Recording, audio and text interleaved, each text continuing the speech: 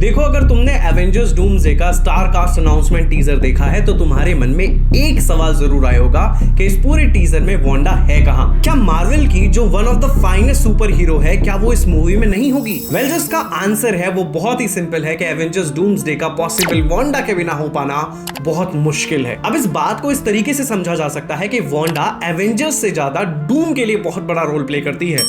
अब वो पूरी की पूरी स्टोरी क्या है, चलिए अब आगे बात करते हैं हम इस वीडियो में। इमेजिन करो एक ऐसी दुनिया की जहां पर जितने भी एवेंजर्स हैं वो स्कैटर हो चुके हैं और दुनिया को तलाश है एक ऐसे सेवियर की जो कि उनको सेफगार्ड कर सके। पर अब जो सामने आता है वो एक हीरो नहीं बल्कि एक गॉड बनने का सपना देख रहा है जिसका नाम है डॉक्टर डूम। देखो, जो डॉक्टर डूम है उसने केवल साइंस या टेक्नोलॉजी को अच्छे से नहीं समझा है बल्कि उसने मैजिक को बहुत डीपली स्टडी किया है। लेकिन इस सब के बाद भी एक कमी हमेशा डूम के साथ रही, वो थी प्योर क्योस मैजिक, जो कि पलक झपकते ही पूरी दुनिया को तबाह कर सके। और इस कमी को अगर कोई पूरा कर सकता है वो कोई और नहीं बल्कि वांडा, स्कारलेट विच। देखो, जो वांडा की जिंदगी है वो अपने आप में ही क्योटिक है। उसने अपनी पूरी जिंदगी एक घर और एक अपनापन ढूंढने में लगा दी। पहले सोकोविया, फिर एवेंजर्स का भी विजन, उसने अपना सब कुछ खोया है। जब उसने वेस्ट व्यू बनाया तब लोगों ने उसको विलन समझा। जब उसने डार्क होल्ड उठाया तो लोगों ने उसे दोष दिया।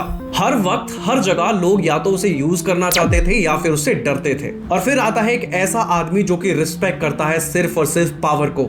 वो चाहे तो किसी भी कॉस्मिक एंटिटी से लड़ सकता है बस एक चीज के लिए, जो कि है कंट्रोल। और कंट्रोल वो भी इस पूरी दुनिया का। अब जो डूम है वो वांडा के पास पहुंचता है और वांडा को प्यार के झांसे में नहीं बल्कि एक डील लेकर उसके पास जाता है और उसको बोलता है कि जो दुनिया है वो तुझे गलत समझती है और एक विलन बताती है, लेकिन सच तो ये है कि तुझे चाहिए एक इक्वल तेरे जैसा, जो तुझे समझ सके, तुझे ऊपर ले जा सके, जो तुझे रोके नहीं। और मैं भी वही हूं, ना ये दुनिया तुझे समझने लायक है और ना मुझे समझने लायक। तो क्यों ना हम दोनों को मिलकर इस दुनिया का फ्यूचर लिखना चाहिए। पहले तो वांडा इस चीज पर रेजिस्ट करने की कोशिश करती है, लेकिन डूम एक और ऑफर उसके सामने रखता है कि वो विजन की मेमोरी उसके लिए वापस ला सकता है। डूम के अकॉर्डिंगली लेटवेरियन मैजिक को और क्योस मैजिक को एक साथ अगर मिलाया जाए तो रियलिटी जो है उसको शिफ्ट किया जा सकता है। तो कहीं ना कहीं कुछ ना कुछ होप वांडा के मन में जगती है कि हाँ, विजन की जो मेमोरी है उसके पास फिर से वापस आ सकती है। अब यही जो विजन को पाने की जो आस है वांडा के अंदर, यहां से शुरुआत होती है एवेंजर्स डूम्सडे की। बट समझने वाली बात यह है कि क्या ये एक शुरुआत है या फिर शुरुआत है एक अंत की? क्या वाकई में वांडा को डूम के साथ ये डील करनी चाहिए थी? क्या वाकई में पॉसिबिलिटीज हैं कि मैजिक को मिक्स करके रियलिटी को शिफ्ट किया जा सकता है? जब एवेंजर्स को ये एहसास होता है कि वांडा और डूम एक साथ आ चुके हैं तब उन्हें एहसास होता है